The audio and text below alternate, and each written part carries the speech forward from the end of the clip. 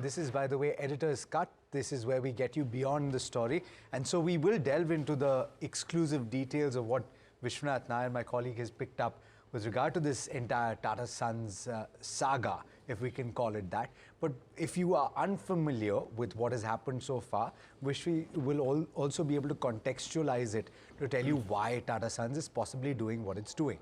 So let's start, Vishy, with what the latest update is, which is that there is a stake sale that is being talked about for TCS. How much and why?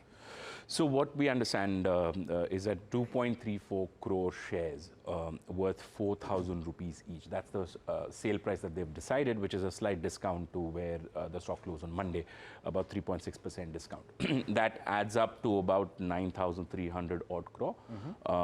And that 2.3 crore shares, they represent about 0.65% stake in TCS. Tata Sons on their own 72.4 odd percent. So not a material not amount. A material part of their holding. Why is this happening? That's an interesting question. So this money that is raised is likely going to be used to repay some of the debt that is there on Tata Sons' book. Why is that important? See, Tata Sons went from a publicly held company to a privately held company in 2017. This was after N. Chandrasekaran took over as chairman of the company, of the group holding company.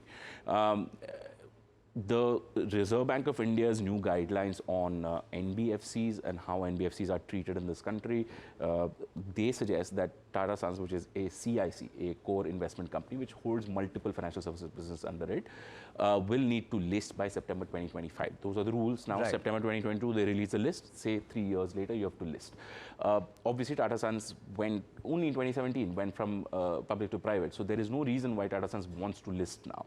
And what they're trying to find are ways to avoid this listing. And they went private, correct me if I'm wrong, because of the change to the leadership by N. Chandra. Exactly.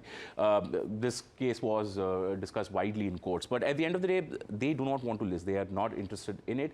N. Chandrasekaran has gone to the Reserve Bank to seek some kind of exemptions. The RBI said that they don't want to really give any kind of exemptions to Tata Sons because that will send out the wrong message.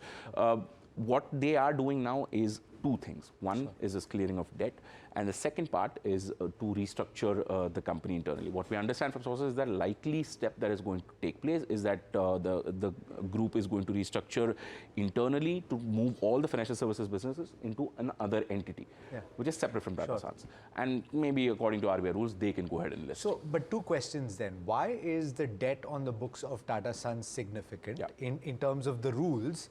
What in the rules requires Tata Sons to remove the debt on its books to avoid listing? So, public financing. Basically, one of the main reasons why RBI acts a certain way is to protect public money that is linked to corporate entities, right? And because here there are financial services entities, therefore RBI comes in with NBFC norms.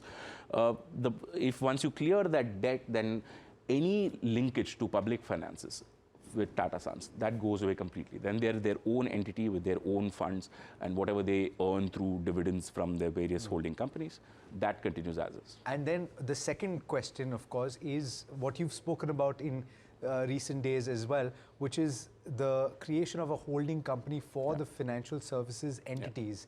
But how will that ownership structure look? Is it okay for Tata Sons to be an owner of the holding company, which in turn owns financial services company? So from what we know so far, yes, that structure is kosher according to what the RBI looks at, how they look at financial services businesses. So the holding company is the one that will actually need to list, not the owner of the holding company. They're exempt from any kind of listing. I mean, so far that's what's been continuing with every other financial services entity. That's how it works. So, and just for the complete closure of this conversation, what are the entities that will then form a separate structure? There's a bunch of financial services companies within the Tata Group. There's Tata Capital, Tata Motors Finance. You've got the life insurance business with AIG.